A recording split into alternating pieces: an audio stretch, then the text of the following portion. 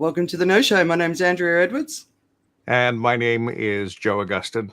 Welcome to a show that hopes to help the level of conversation, the quality of conversations and thinking around the world increase just a little bit. And we hope to do this by leading along a conversation every Friday with some diverse points of view. So, in order to do that, we've also brought on a special guest, and she is someone who runs. She's the host of Own Your. She's the host of Own Your Voice talk show, as well as a speaker and a communications trainer. And she is much younger than both of us. It's going to be very evident as we bring her Sure on. is. Rae Fung is all about empowering leaders to own their voice so they can create some lasting impact. Rae, why don't you go ahead and let the audience know a little bit more about yourself? Hello. I feel like my Welcome. face is a little bit laggy. I don't know if it's me, but I hope I'm looking okay. Yeah, Yeah, you're you're fine, fine. doll. Hi, it's so nice to be on the No Show. I think when Joe was introducing the show and increasing the awareness over what's happening in the world and the quality of conversation, I can imagine how important it is at this point in time. I remember when I was in debate when I was in junior college. I was actually in the debate team, and I joined the debate team because I thought, hey, I could speak well. I'll probably do well in this. But when I joined the debate team, I was horrified to know that it's way harder than I thought it would be because I actually need to know stuff about the world, about history. And I never knew any of that because growing up, I never really read the news, like truly. I never read the news. I never needed to read the news. I was just focused on my studies. And I remember at that point in time when I was in that debate team, I felt so insecure because people would be debating about like current issues or like history, and I feel I wouldn't really have an opinion.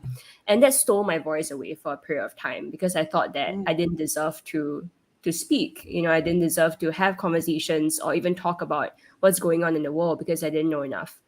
But I think that's what most of the young people, like people that I work with, as well as people that are even years older than me, that is the insecurity that they have when it comes to having conversations like these. When they enter the workplace, they're worried that their voice doesn't have a place in the table because they don't know enough, right? And this is called the no Yeah. show. They don't think they know enough, and that's why they don't speak. And then it becomes a whole like negative spiral because they don't speak, and then they have genuine stories and voices to be heard or perspectives to be heard, but the louder ones are always the ones that um, are pretty sometimes not the voices that we should hear, I feel.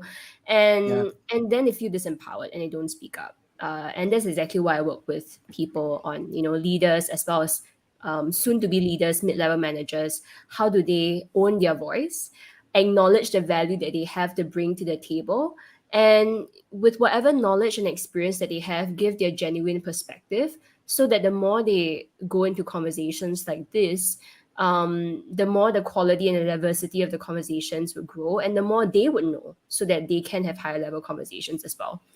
So that's why I'm so excited to be here. As a young person, we're all young, we're all young at heart, but as a young person, No, but I totally agree with you, Ray. Every time I run my social leadership training, the one piece of feedback is, why would anyone care what I've got to say? And, yeah. like you said, the people who are talking, the people with the most confidence to get out there and speak up, aren't necessarily the ones we should be listening to, but we need to encourage the people who are not confident to get out there and speak up. So, yeah, it's a challenge. But it's great to have you here. And also last week or 2 weeks ago when we did the show, we didn't see Joe's face because he was in a pretty dire situation, lying face down because he had what happened? Your Oh retina no. Well, I separated, had or I had a retinal detachment, and I have to be very careful to say it correctly because I have a tendency to call it a rectum detachment, which is a whole different thing. yes, But yeah, so it's a thing where the retina comes off the back of the eye. It's complicated and yet simple at the same time. What they have to do is put it back against the wall of it, and what they need to do to achieve that is to put a bubble of gas inside your eyeball, which needs to sit on the up. When the bubble of air is always going to go up anyway, but it needs to sit against the retina. So the only way to do that is to turn your head downwards, and you have to keep it there for about 2 weeks, which I've just finished. So I'm quite yeah. relieved to be back vertical right now. I still have an eye that I can't see out of right now, but it's on the mend. It's on the mend. Good on you. Yeah. Yeah. And just a big shout out to a friend of mine, Charlie, who's going through a pretty tough time medically. And just want him to know that our family are all sort of holding him in our hearts as he goes through these coming months, as well as his family. But yeah, should we get stuck into the news? Yep, let's get into it. All right, so we'll start off with some quick takes that are just lots of different things going on in the world. It's hard to actually determine what we cover in the No Show because right now it seems like there's just something. There's so many stories going on at the same time. But we started the week with a devastating train crash in India with nearly 300 people killed, but also the injuries in the thousands. And we're hearing of people who've lost limbs in the accident. So that was a pretty horrible way to start the week. The other thing that our social media feeds and our news feeds have been full of course, is the photos of the acrid orange smoke that is now sort of blanketing the East Coast and Midwest of the US. And because, of course, the New York City skyline is such a stunning sort of thing for most people, it's getting most of the attention. But I think this is definitely something that those of us who live in Asia know very, very well with our experience with the haze. Talking about the haze, the Indonesian government said it's preparing very well for a possible return of the haze with El Nino. I hope so. They say they've got lots of pools of water to get ready to go. But if anyone's experienced a haze environment, we all know how revolting it is. I was really shocked when I lived in Singapore and had to deal with the haze, especially the year, I think it was 2013, 2014, when it got up to 700, which is just, yeah. El Nino is emerging now. Australia has set the level to alert, which is one below the actual El Nino. But another set of reports said El Nino warming has already begun, with the hottest temperatures ever recorded expected in 2024. It's really time that we all, wherever we live, get ready for this heat and do what we need to do to make sure that we have adapted to be able to deal with it. Last week, The Atlantic published a very epic article on the CEO of CNN. Did either of you read it? It's about an hour's read. Did either of you? Yeah, it's a big one. I got to the part where it said pay for this article, and I went, okay, I don't think I will. But I had known him from his previous life and being that late night show producer. And so he was someone who was trying to bring some of those sensibilities to CNN as an entertainment destination, Yeah. Well, the Trump town hall seemed to be the thing that pushed everything over. But anyway, this week he has lost his job. So there we go. Donald Trump, it came through overnight, has been charged over his handling of classified documents after he left the White House. Just in case people don't know, an indictment is a document that sets out details of charges against a person, ensuring they have notice of alleged criminal offences. So he's expected to be in court next Tuesday in Miami. And, of course, social media is blowing up over that story too. Another story, carbon dioxide levels measured at NOAA's Manua Lower Atmospheric Baseline Observatory, which is in Hawaii, peaked at 424 parts per million in May, continuing a steady climb further into territory not seen for millions of years. And a final good one that should make you smile, I hope. Next time you swear on an Apple device, it won't be auto-corrected to ducking hell. So anyway, what other stories got your attention this week? Well, I was just saying, just before we went on the air, the main thing on my mind is that comedian who got featured. It basically was a video that went around about this. It was a Singaporean perspective, it seemed, making some jokes about Malaysia. And then finally, there was a little joke about the MH370 as well. It sounds a lot more complex than it really should be, but it has risen to levels of attention, which I'm just a little bit surprised by, actually, because we've had the Ministry of Home Affairs issue a statement regarding how it does not reflect a Singaporean point of view and all that kind of stuff. And it's just, it was a joke, a bad joke, in a comedy club somewhere in America. I don't think it deserves the kind of attention it has, but it does reveal a few things. I think I felt about the way we think about things. We take ourselves way too seriously, and in terms of the way the article was written in the Straits Times, anyway, it also revealed quite a bit about how we didn't really know that much about the event anyway. So there was a whole thing about a statement by the minister about the comment, and then there had to be more exposition in the article about MH370 and the flight and everything else as well. So it was one of those things where, on one hand, I think people had kind of forgotten about it. I think many people actually have it quite far in our rear view mirrors, but yet at the same time, I think there's a sense of I need to be upset about this, and so people are coming Right. forward to be upset about it, and it really isn't. I don't think that terrible. I come from the world of comedy though, so I must say that I like to look at the funny side of things, and comedians have a very different perspective on the world. Their job is to make people laugh and also be topical at the same time. So one of the lines that I heard on the first night, this is immediately after 9/11, and I think it was Paul Ortega. I may have the name wrong, but he had to do a show that night, and he thought, okay, how do I do something that sort of reflects this moment, because people are walking into a comedy club after 9/11. What are they there for? They're there for a laugh. And he thought of a joke that he thought might work. And these days, I kind of look back and thought it was quite funny. So the worst thing about having twins, if you give one of them a plane, the other one wants one. Maybe still not that funny. Yeah. I don't know. It's been flashing across my social media feed. I haven't had a chance to dig into it, but it looks like they've lost their citizenship. So it can't be nothing. Oh, man. Well, no. I mean, as in previously, she's a non-Singaporean. It's not that they lost their citizenship over this. Okay. It's not something like that at all. It's just someone who used to be Singaporean, who is a comedian, said something about a neighbor of ours in a comedy set. Okay. Yeah. No, I'm just wondering, like, what can be said, what can't be said. When you talk about comedy, it's kind of, there's a fine line there, right? It's hard to know. It's always about context, right? I mean, the difference is where you are at the time and where it's said. So That's true. I always feel that if you're in a comedy club, there's going to be some stuff that's going to be said. As in, like, when someone says something outrageous in a comedy club, that might be funny. In church, maybe not so much. Yeah. So context, right. All right. So should we get stuck into the bigger stories? Yeah, let's do that. So Mark Kong, I don't know if either of you guys know him, said Trump should stay on as a global reality star. I have to say, Mark, I will never watch him again. I used to love The Apprentice back in the early days, but not anymore.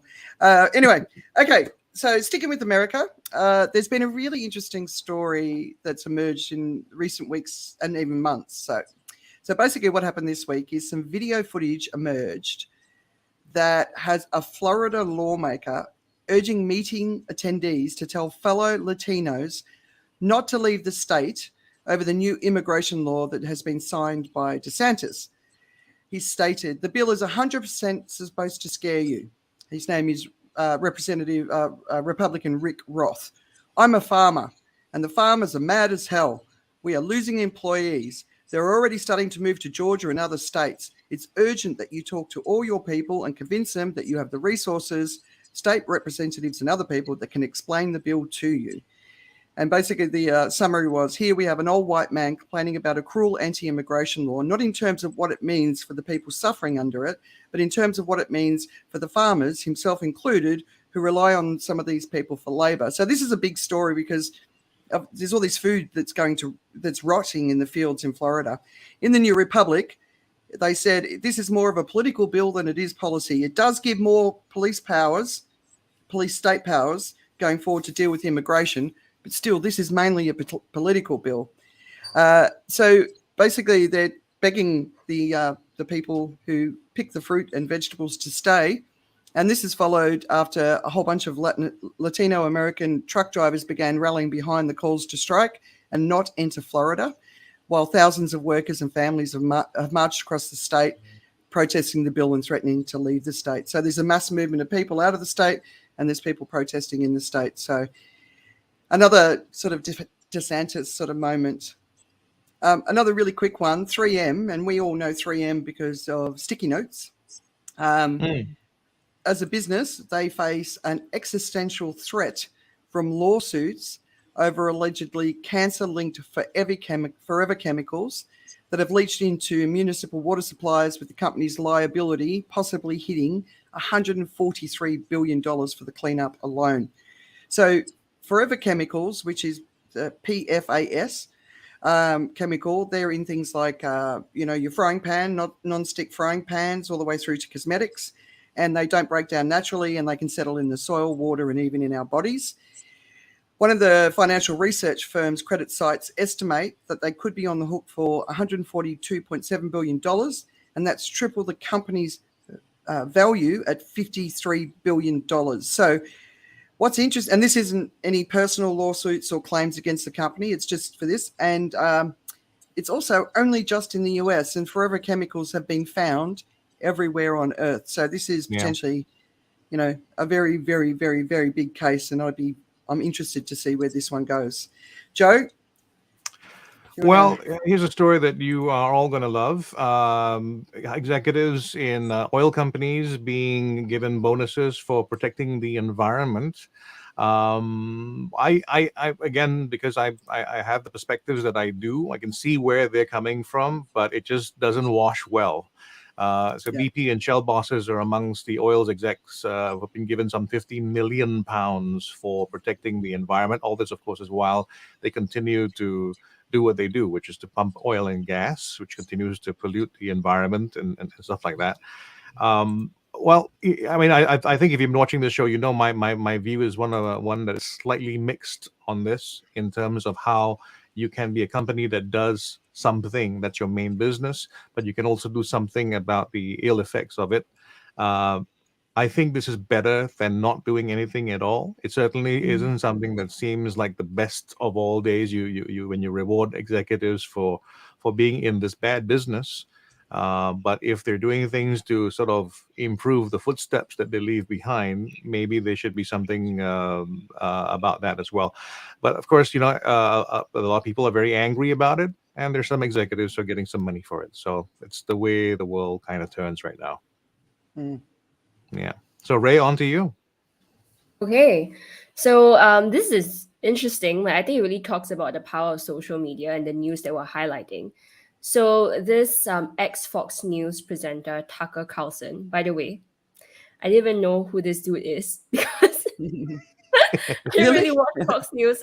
I'm not 68, and that's apparently the median age of viewers who watch Fox News. So this is news to me, but I started reading a little bit up about him. Tucker Carlson, that was released from, or rather parted ways from Fox in April. He launched his first installment of a new show on Twitter called Tucker on Twitter, and his first video was watched over 35 million times. That's insane. Like, Fox News averaged 1.42 million viewers in prime time, and his video is like watched 35 million times.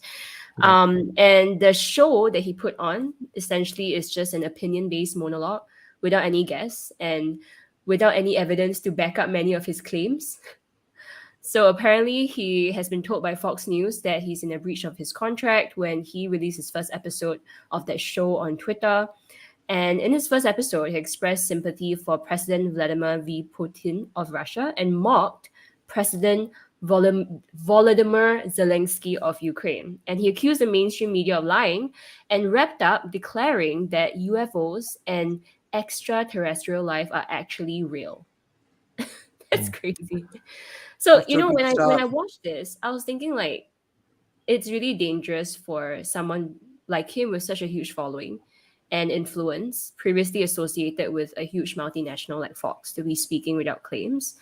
And as someone that, for me, like, imagine like young people like me, like, we are just like reading the news and, maybe we're still in the process of developing our viewpoints. It's just very easy to be swayed by what someone says if they sound very legit. But whether they're legit or not is another thing altogether, right? Yep. What do you think? Well, I watched Tucker Carlson, and I got to say that if you're not paying attention, he does sound legit. That's the whole thing about this. He does sound someone like who's genuinely concerned, genuinely fascinated and curious about the news, and he brings stuff up like it's a real deal, and which is the real danger of this person, because in his private communication, he has actually shown to be duplicitous about how he talks about stuff. As in, like he says Yeah. one thing while he believes another, Yeah. and that is Mm. the crazy thing about this. Here is someone basically who is a social media psychopath, right? Someone who's prepared to do whatever to get whatever he wants, and despite what he's manipulating the audience as he does what he does. So it's Yeah. not like it's not an inadvertent danger. He is doing something that he is intentional about what he's doing, and it might be something that he, at some strange level, he may also believe something about this, because I've gotten caught in conversations with American friends who are all about the right to free speech. And it really sometimes goes out of control. As in, free speech often means to a lot of Americans unaccountable speech. Mm. Um, and it's not the same thing as American laws will help you remind yourself of once in a while when there is a lawsuit. But yeah, for the most part, it's been something that's been ingrained, and I think ingrained wrongly. As in, Mm. like most American friends I know really think that everybody just has an inalienable right to say whatever they damn well please, when there is a nuance which is not installed in that. I don't think that part of it has been put in there. And I think the problem in the US currently is they have taken away civics, if I'm not wrong, as part of the education that used to be part of how you learned about being an adult in America. You learned civics in school. Mm. I think they've taken that off the curriculum. Wow. Yeah. So And I think that how the number yeah. of views as well, I think, is the fascination of people just wanting to have a listen as well. We've got Joey Mm. saying maybe Fox is just jealous, but like what he was saying was also, the Dominion files very clearly stated what he personally believes, and he's constantly contradicting Mm. that. So Joey agrees with you. A lot of social media psychos. So it's getting out of hand. Work cancel culture, yeah. Yeah. So, and another piece from you, Ray. Yeah, I think that what this shows, right, is the power of social media, right? And there's so much power that we have in our hands on like literally our phones, because every single time we are posting something, resharing something, or even viewing something, we are boosting the algorithm for what's good or what's bad. I mean, I don't like to use the word good and bad, but rather what news deserves to be read and what news doesn't deserve to be read, in a sense. So the Yeah. next news I want to share is something that caught my eye. It's very visual, and I think it caught my eye for the right reason. And I can show it on my phone actually. Let me see. So I was just reading the news, and I saw this very visual image of a photo that made the plastics crisis personal. So there's this photographer called Chris Jordan, and in 2009, this was before even Instagram was born. He, on his own personal mission, went to take photos of, went to a beach, and he saw these dead albatross chicks on the beach, and he took his camera to take photos of these chicks, because when their stomachs were open, you could see that all of the colored plastics that we use in our everyday lives, like the lighters, the bottle caps, they're all just being stuck in their bellies. And it's a very, very visual image that I like to show. I just put it on my phone over here. Look at this. Yeah, it's heartbreaking. Yeah, it's a very visual image. But this was in 2009, right before Instagram even existed. But when he posted it, it went viral. As viral as before social media could be. It was on magazines, and he had tons of emails being poured into his inbox, and people were just saying, "Oh my goodness, I wanted to travel to wherever you are and save these chicks." But his response is that the plastic is not coming from this island. It's a systemic problem. It's coming from all over, and it's being washed up somewhere. And it's calculated that in 2010, 8 million tons of plastic waste entered the ocean from sources on land. And that is like the weight of 650,000 double-decker buses in 1 year. That's crazy. And Yeah. I think that's the power of art, creativity, and social media.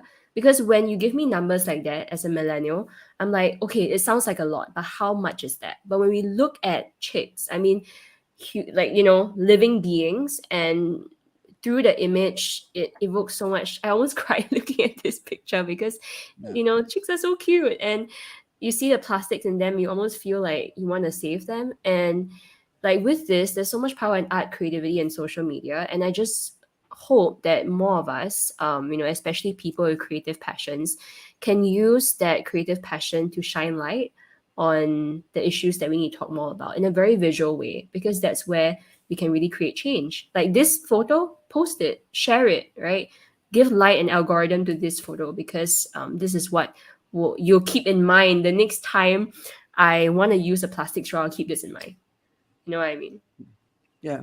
Though I mean, between bird flu and the amount of plastic inside the birds, so they eat the plastic because they think it's rocks, and the rocks are in their stomach to help with the digestion of food, right? So these beings are just full of these plastic pieces now, and with bird flu, and we're just decimating the wildlife bird population, and especially for seabirds, they have a role to play in the environment. So yeah, it's a very heartbreaking story. Also the heart of it, I would say, like the heart of the crisis, right, is the fact that because we're so disconnected between our actions and the impact it has on the environment. Like we don't know what's going to happen to that thing that we throw away. We don't see it. And it's especially a case with people in power, right, in leadership positions, where they're more focused on profit-making activities and they don't actually see like the impact, the real life impact visually on the environment. Yeah, keep an eye on the plastics treaty, which is supposed to be signed by 2024. But there's a lot of interesting things going on around it. Another climate story. So one of the headlines this week is it's too late now to save Arctic summer ice. And that basically means that ice-free summers are inevitable. Even if we cut emissions, and we're still going to experience more extreme heat waves and floods.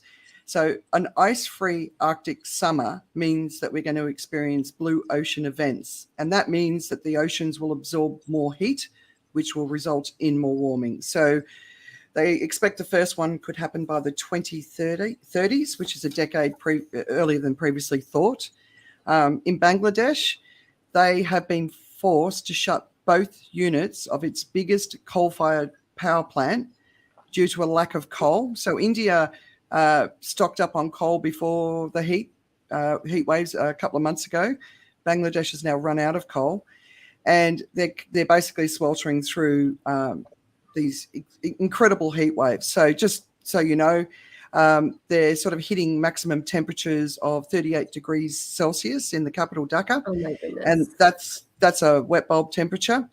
So, and it's supposed to last for a few more weeks as well. And the shortage is going to last a few more weeks. So, and moving away from the climate, Prince Harry is in the media again, but the Duke of Sussex is the first senior member of the royal family in more than 130 years to give evidence to a civil court. And this is obviously about the illegal information gathering by one of the country's major tabloid newspaper groups.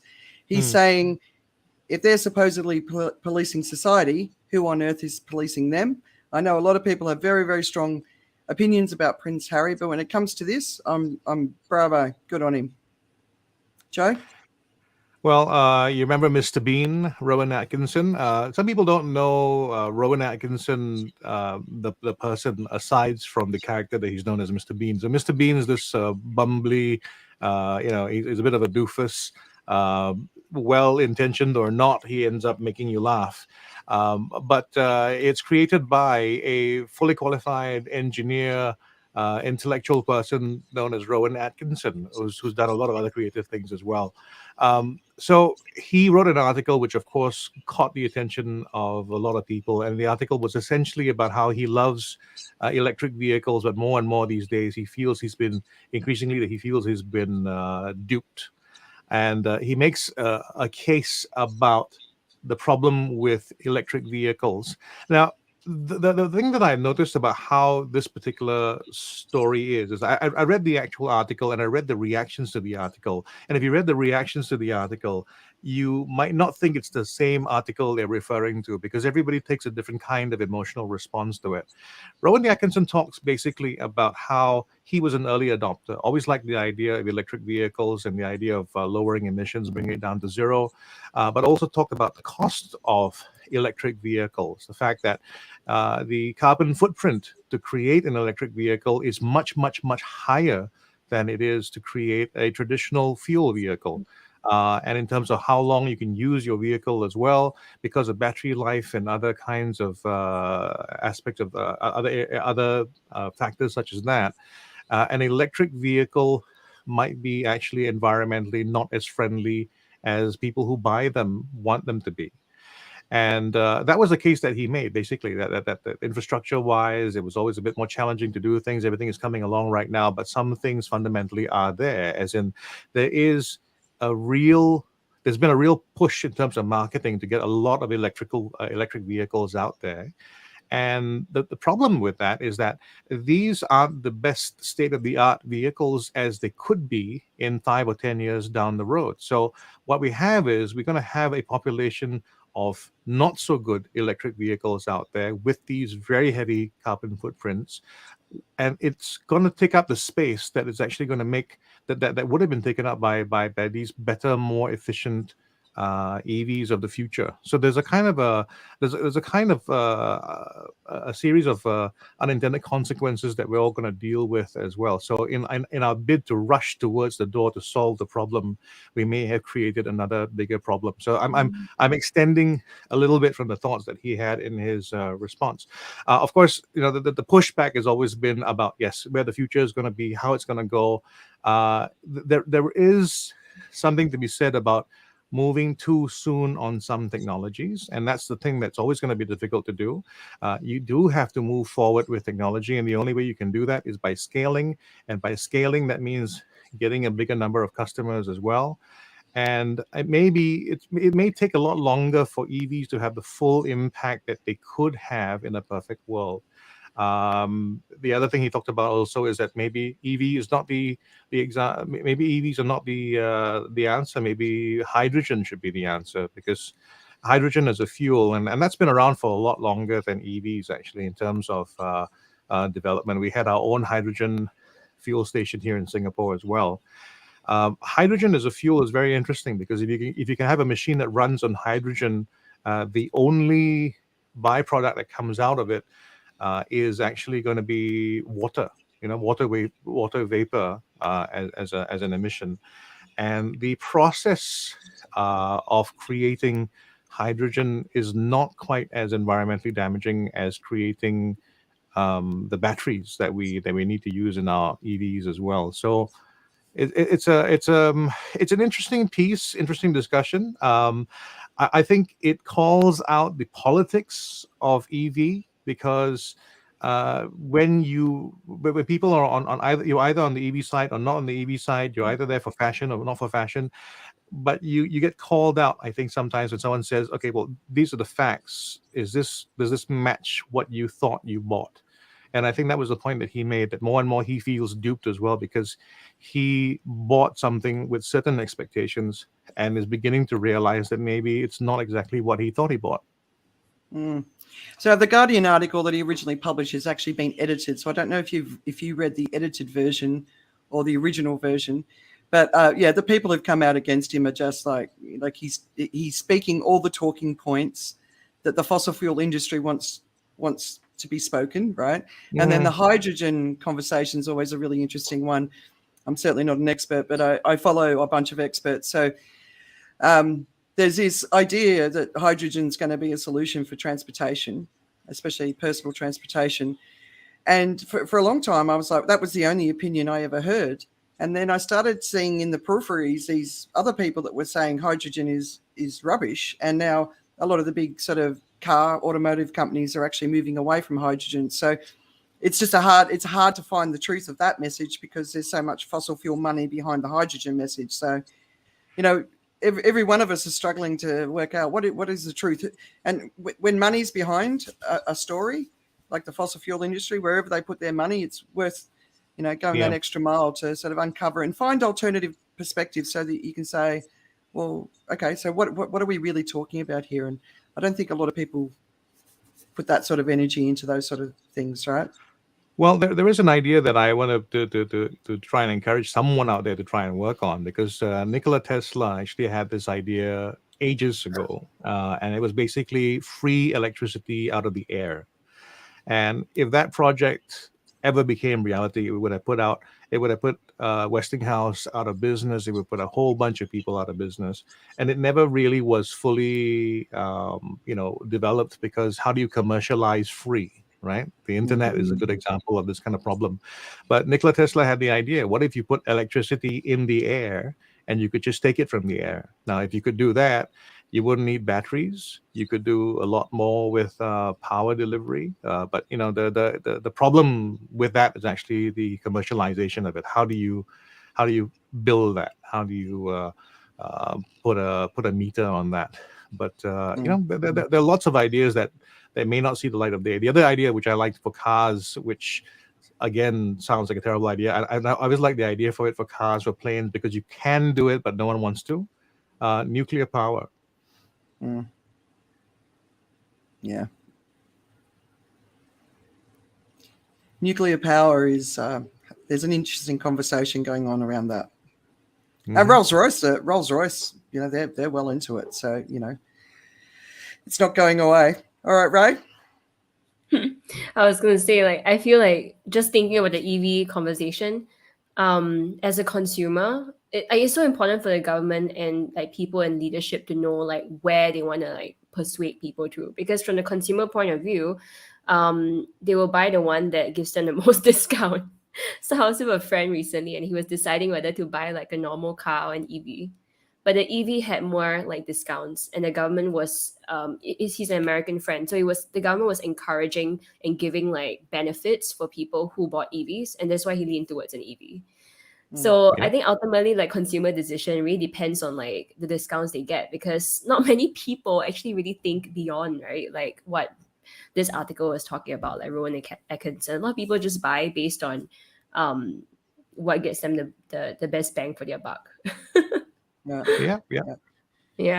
Okay. Yeah, so the reality is we need a total transportation revolution, and personal car ownership isn't at the center of that if we want to get it right. So we need a better transportation across in different parts of the world, right?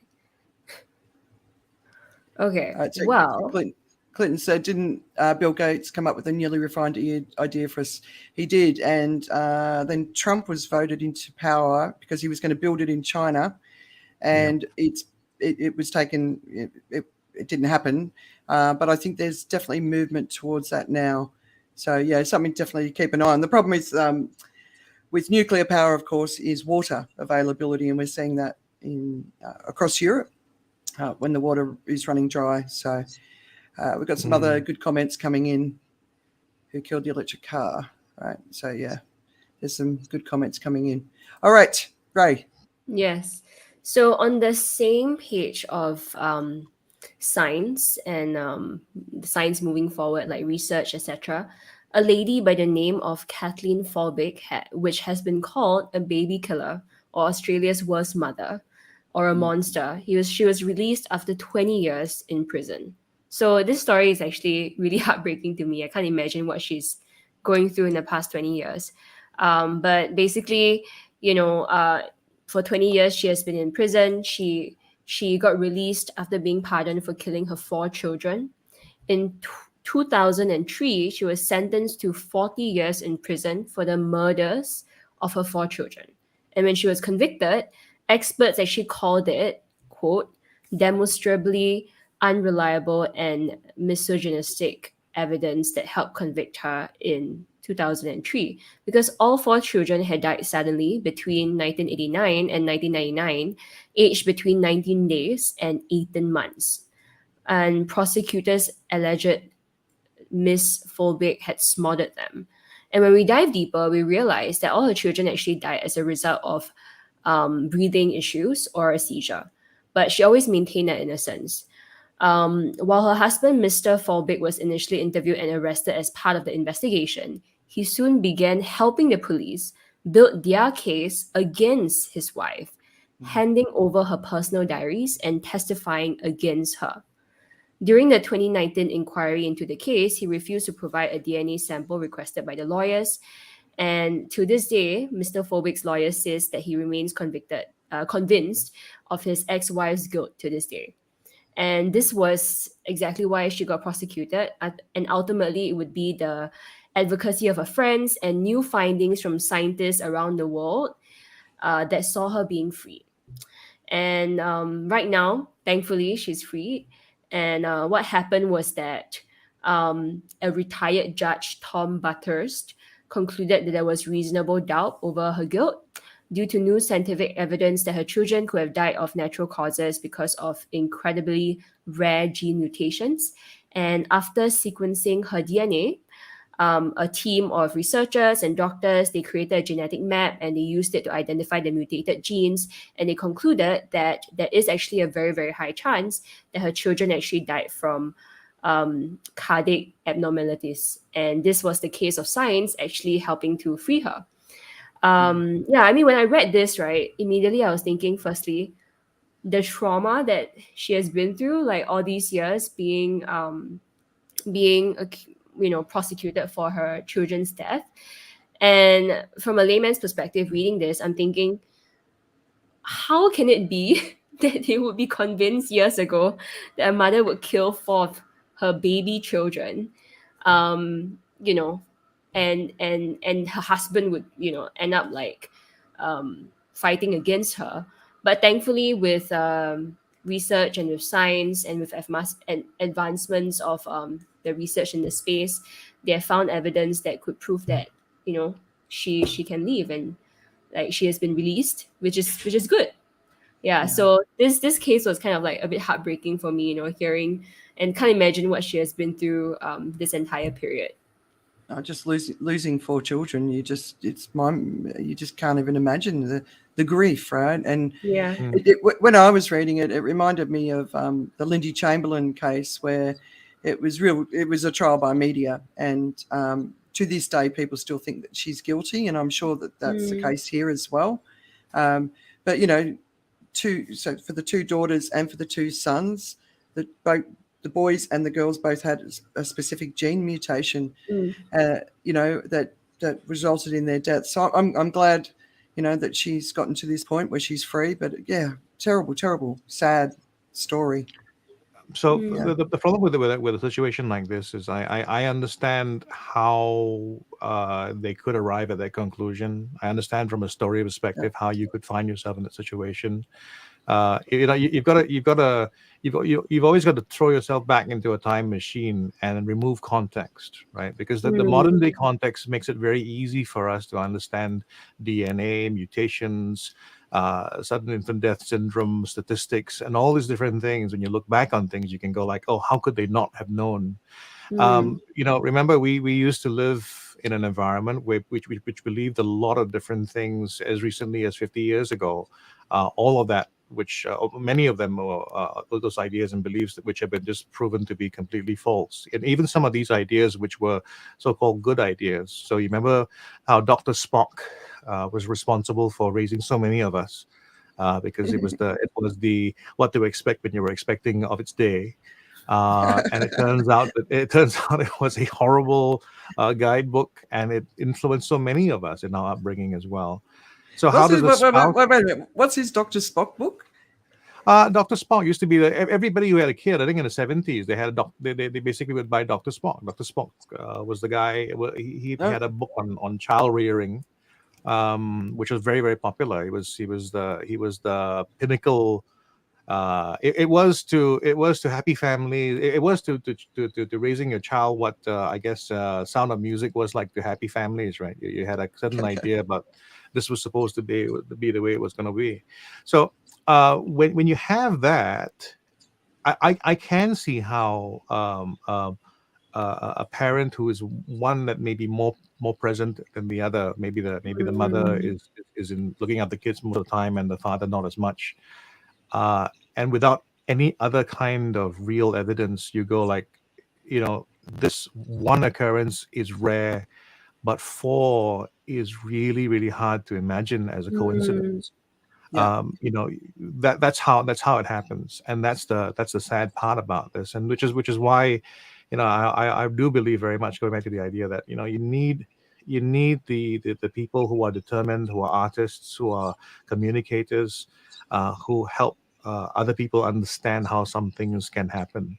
And in this particular case, it's one of those things where, you know, even at this point, it's important to note that what you have is not absolute proof that this happened, but it actually is just the acknowledgement that there is reasonable doubt.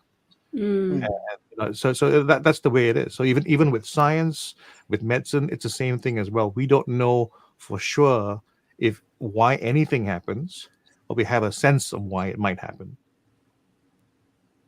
Right. Okay. So Joey's giving us the book. So it was never that's never crossed my path. My mum certainly didn't refer to it when she gave birth to 4 children. But yeah, no, I agree with you, Joe. But there was some commentary like, you know, on Saturday morning she left her children with her parents or in-laws or something, and that was used as an example of she wasn't a good parent. And it's back to that, you know, like the judgment of the mother. What's a mother supposed to be like? You know, what's acceptable?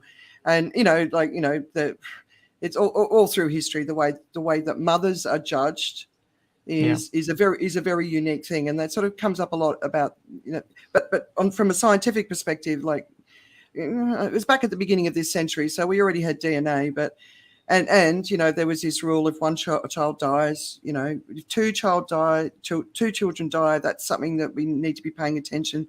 3 children die, come on, there's something going on here, right? So unfortunately, it took 20 years for them to find out that there's these weird, very rare genetic anomalies in all 4 of the children. But it's just a sad. I just found it a sad case too, Rae. So Yeah. I agree. I completely agree that it's sad. Yeah. I have my compassion is for everyone in the situation, because they're not there. They didn't choose not to know. You know, they just knew different. Yeah. Yeah, I was thinking what's even sadder is that the husband you know, fought against her too. But maybe, yeah, I mean, Joe, you mentioned about context as well. Like perhaps the husband was in fear.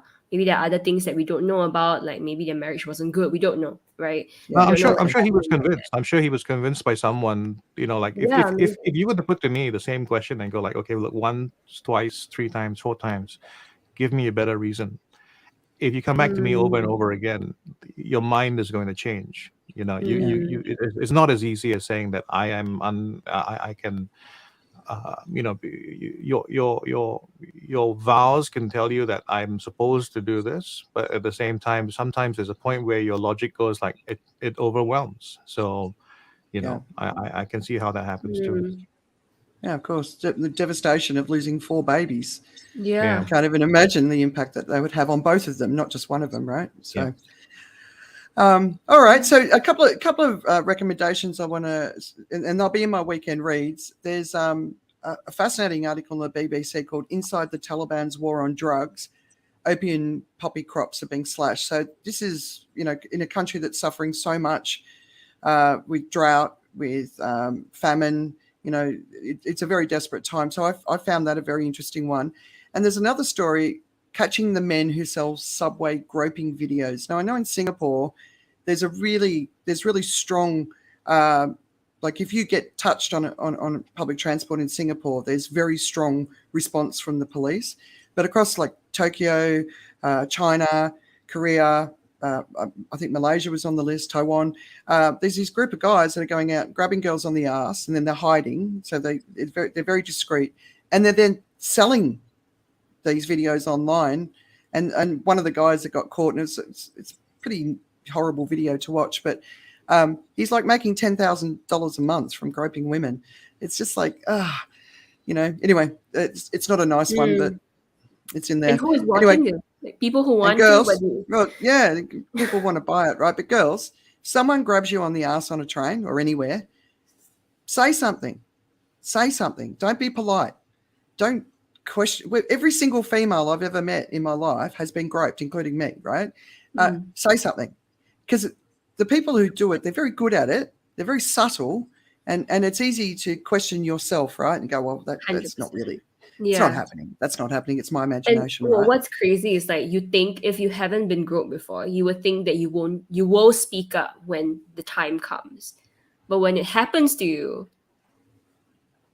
Yep. what you said you're gonna do just doesn't happen. Yeah. I think it's Mike hard. Tyson's described that moment very well. Everyone has a plan until you get punched in the face. Yeah. Yeah. No, but the more you speak up, the more confident you get, like in every way, but especially in that way. And if you're on a crowded train, there's a lot of people around who will protect you. So, but yeah, Joey's just been sharing some of the links I've been talking about here on LinkedIn. Thanks, Joey. All right. Truth, lies, and propaganda.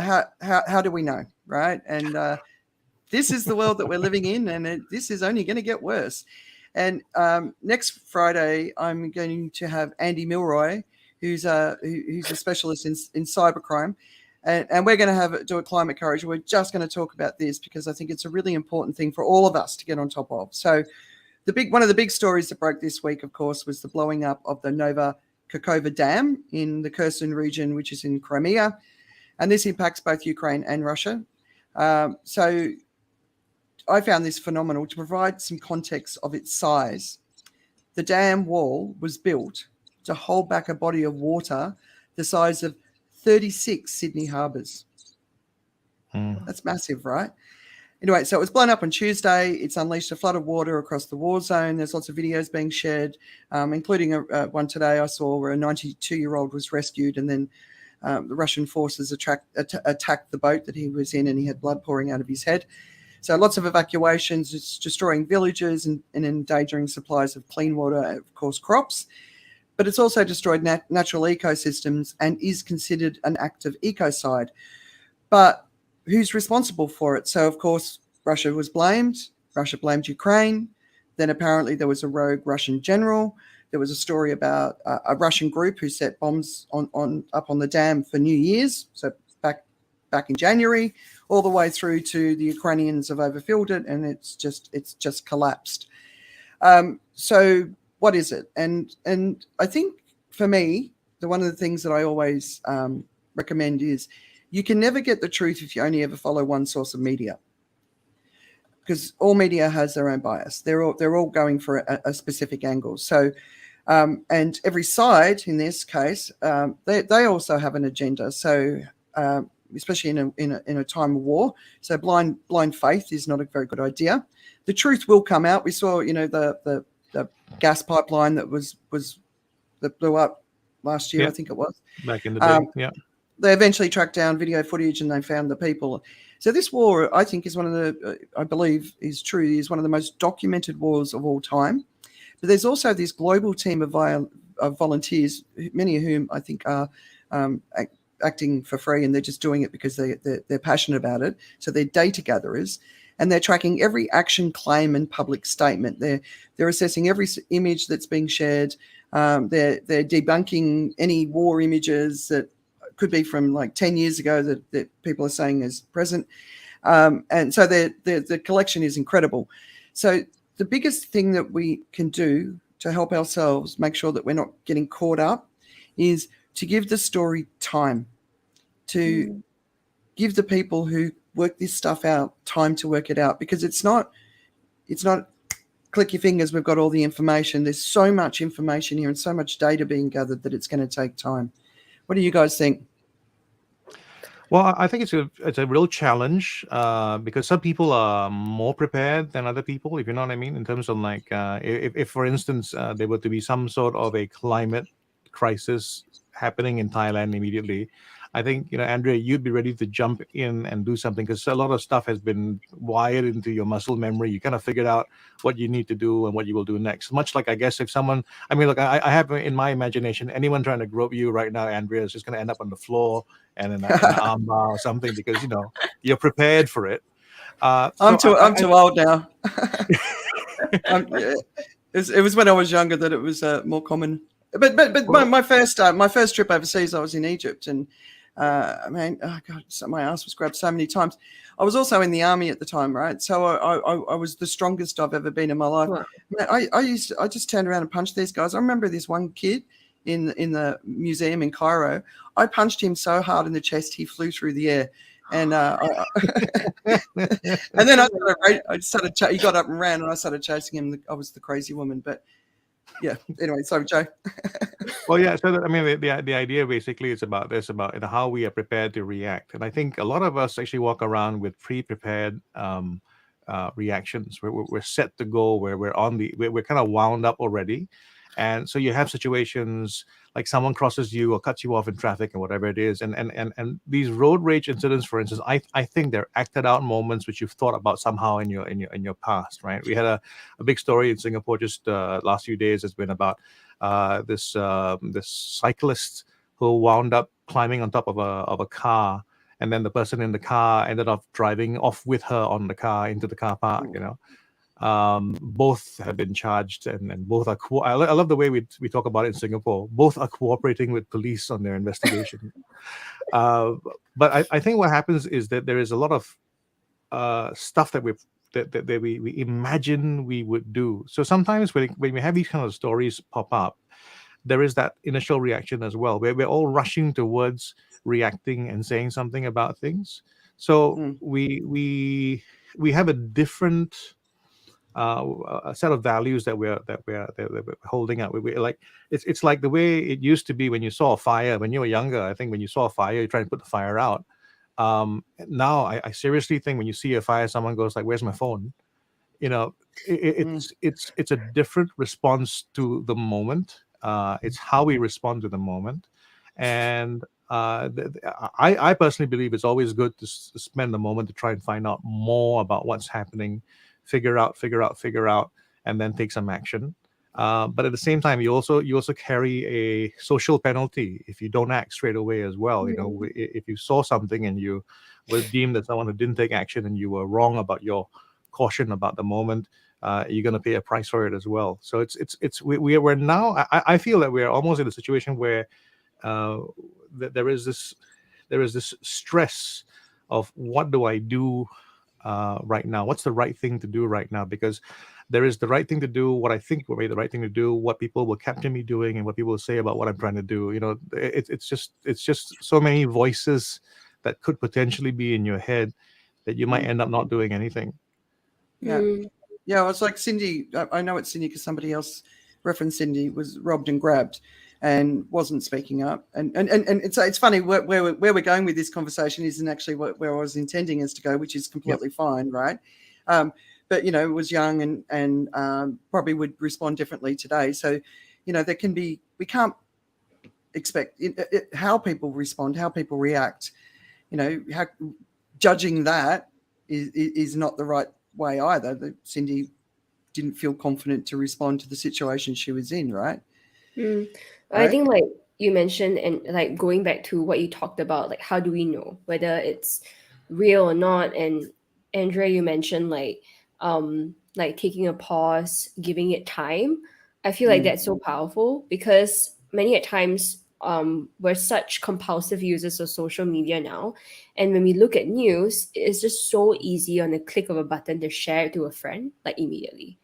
Right? In the past, when we didn't have social media, if you want to share with a friend, you will be forced to take time to pause because the next time you share with your friend is when you meet them out for coffee, maybe a week or two later. So time would have passed and maybe the news would have already transformed and more information is given, and then you can give a more balanced perspective. Your emotions can simmer down a little bit. But now I've noticed that even for myself, like when I look at social media and I see a claim, it either angers me or it's juicy or whatever. And the first reaction I thought of is, okay, let me send it to my friend group immediately. And it takes 2 seconds. But I think one thing that I'll do from now on is to pause and like take an intentional pause and think before I share. Really ask myself, is this true? Is this worth sharing? Do I need to go back and think about it further or engage in different conversations first to get different viewpoints before I even talk about this issue myself? Because I know at the start of this conversation, I did say that it's important to engage in conversation. It's important to talk, even if you don't feel like you know enough. But it's also important to choose which platforms you're speaking at, especially when you feel like not confident of your opinion yet.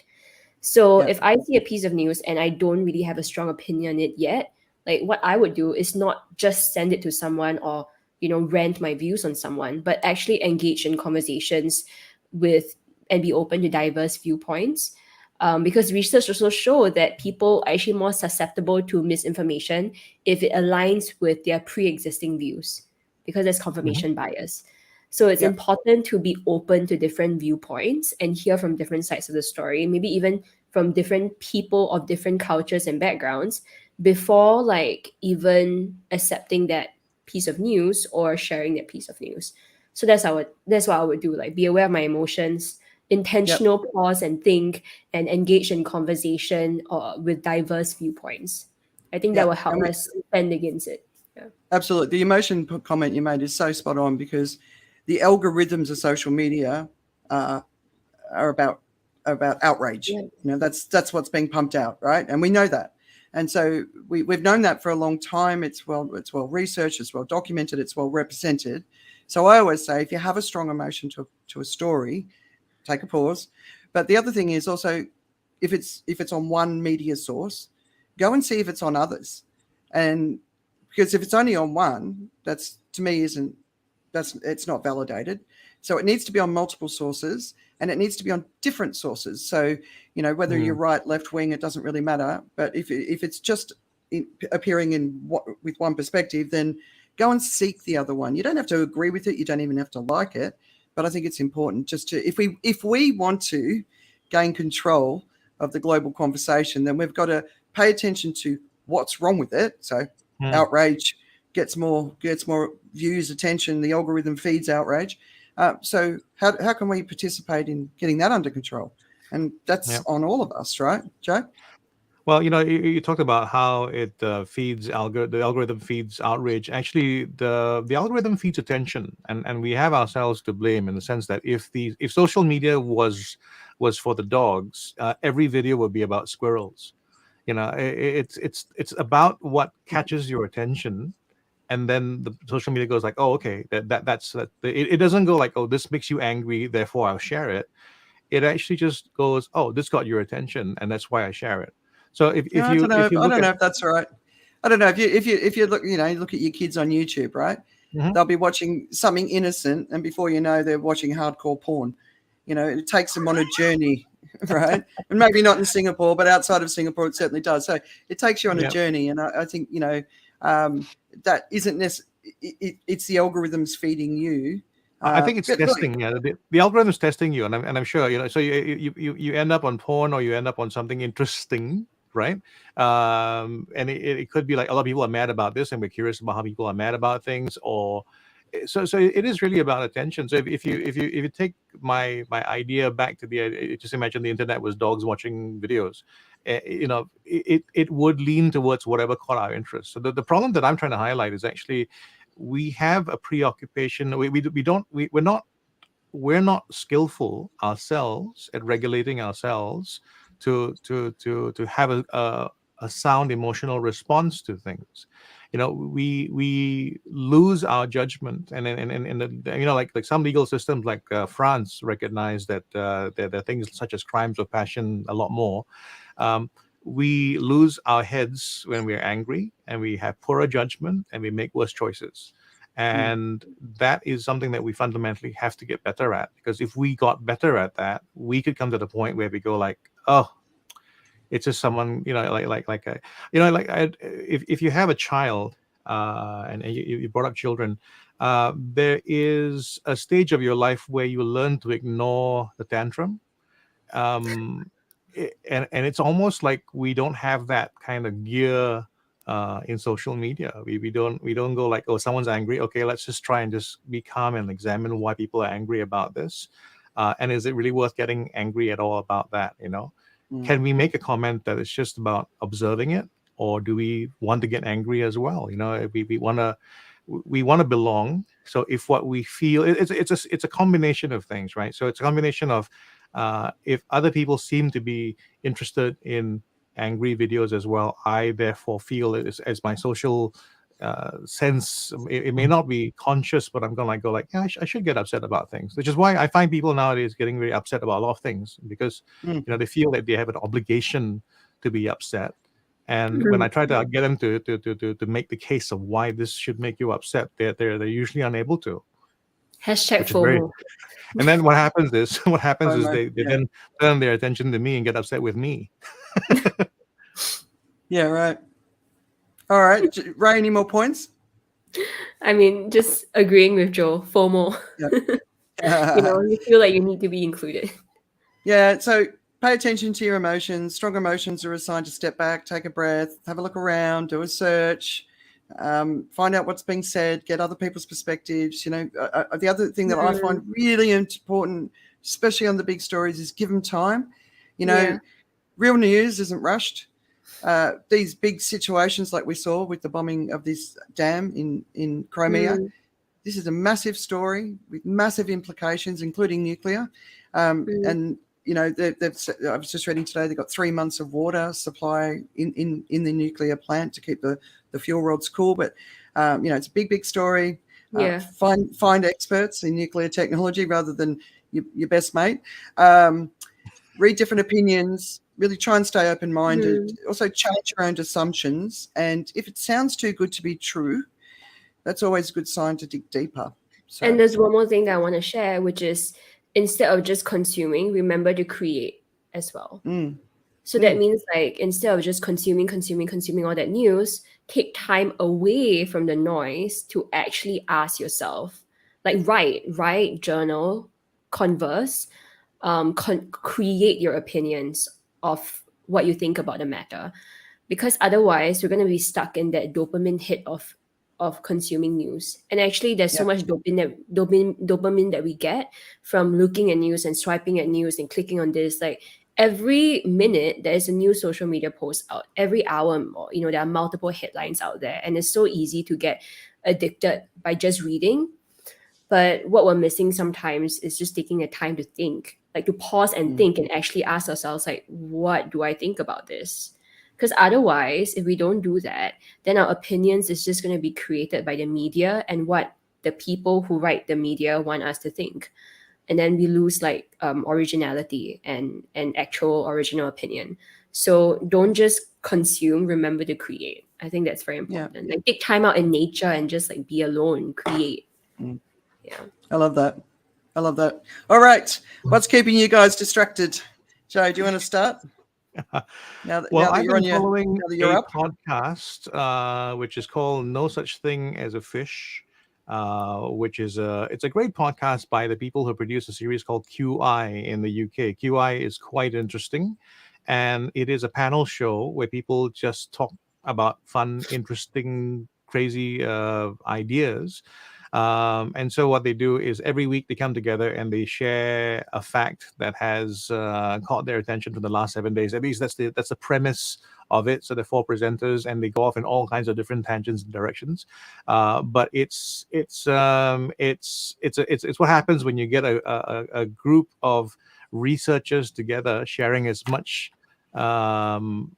research as they can on something, and also have a bit of a sense of humor. So if you're looking out for something that's fun to listen to and has hundreds of episodes, look out for it. It's called No Such Thing as a Fish.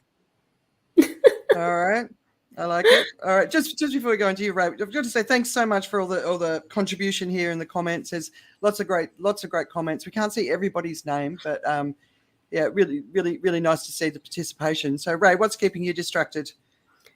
I've been diving into this book that I really love. It's my favorite business book of all time. It's called Regenerative Business. I actually just wrote a LinkedIn post about it. And this book, the key perspective that it's offering is that the way we treat ourselves and our business is a direct reflection of the way we treat our earth. Yeah. And that really paused me right there to think like, how is that the case? And when I looked at and I started reading and dig deeper into this book, it says that you look at the way that we're working ourselves to the bone in this, highly profiteering capitalistic society that we're in. We're always thinking about how to be the most efficient, how to be the most hyper productive. We're taking for our bodies constantly, and we are fueling ourselves with artificial things like coffee. Okay, actually, coffee is not artificial, but instead of getting more sleep, we're taking more coffee, so that we'll be more awake to be even more productive and efficient. And it's very reflective of how we treat our environment in the way that we are just constantly taking. We're taking the plastic. We're taking. It's as if we think is this unlimited resource that we can just take from. It also talks a lot about the difference between like organic agriculture and conventional agriculture, and how like conventional agriculture really harms the environment and constantly takes and doesn't allow the soil to rest, which once again is reflective of workaholism. And it's very personal to me because I'm like a recovering workaholic. So for me, like taking time to rest and honoring my seasons and my cycles is not something that I really do, but it's something that we should do when it comes to the environment.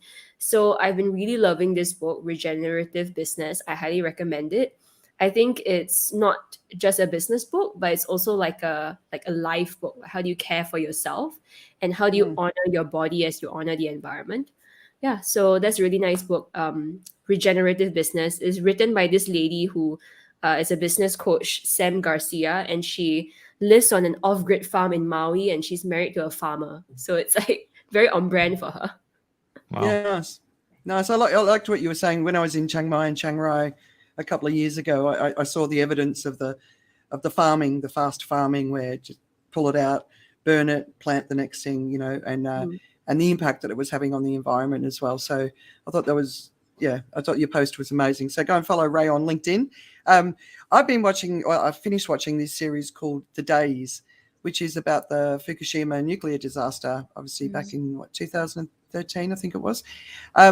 This was fascinating. So first of all, it's a Japanese production with English, not subtitles, voices, which was really interesting because they didn't change the production at all. So in some ways it felt really, really slow. And, they're walking through the nuclear reactor to switch this button to stop this thing from happening. And you know that we're used to the sort of the Americanization where it's so much tighter. But in some ways, it kind of felt like it was eight episodes. It gave the story the space that it needed to tell a story that was so, like, for the group of people that were in that situation and how they dealt with it, and the external influence, like the Prime Minister of Japan, the head of the company that was responsible for the nuclear reactor. But it was an amazing show to watch, and I really recommend it. Very, very powerful, definitely. Okay. You guys seen it pop up? It's on Netflix. No, I'll look I for didn't it. see it. So The Days. Okay. Yeah, the Days, and it's 8 episodes, so it's Well, it's really different. Sounds a lot less frivolous than No Such Thing as a Fish, but I'll go have a look. Yeah, so Clinton said he likes turtles, not fish. So anyway, guys, I think we should wrap it up. Thank you so much for joining. Really appreciated all the participation. It's good to see Brigadier Sushil here, one of our friends from India, and so many people who I don't know if you know some of these guys. Rae, AJ, friend of yours? No? No, I know Jody, AJ, but I don't know if it's the right AJ. Anyway, just really appreciate all the... Sorry, Joe? I was just gonna say I've got to apologize. I can't see a thing as I look out like this. I can see I see shapes in general, so I can't read what's happening on screen and all that. So that's my world for now. Yeah, cool. Right. Oh, something's just popped up. What's going on here? All right, Rae, thank you so much for joining us. It was awesome to have your perspective. Really appreciate it. Fellow Rae, she's doing great stuff on social media and in the world. Thanks, Joe. It's good to have you back. Good to see your face again. And we'll see you for our final episode of the season in a couple of weeks, right? Yeah, and then we'll be back sometime August when we get ready. Anyway, thanks, guys. Appreciate you being here.